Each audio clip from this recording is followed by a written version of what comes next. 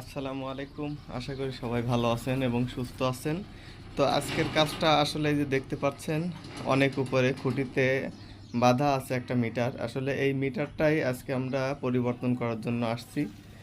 তো আসলে কিভাবে কি করি সবাই একটু দেখতে থাকেন। এর মধ্যে আমরা কিন্তু ট্রান্সফরমারের ব্যারেলটা ডাউন দিয়ে নিছি নিজেদের নিরাপত্তার স্বার্থে। এই যে এখন কিন্তু মিটারটি খোলার জন্য প্রথমে সিলটা কেটে নিলাম, তার মানে প্যাডলক যেটা মিটারের সুরক্ষিত যে লকটা থাকে আর কি, সেই লকটা কেটে নিলাম।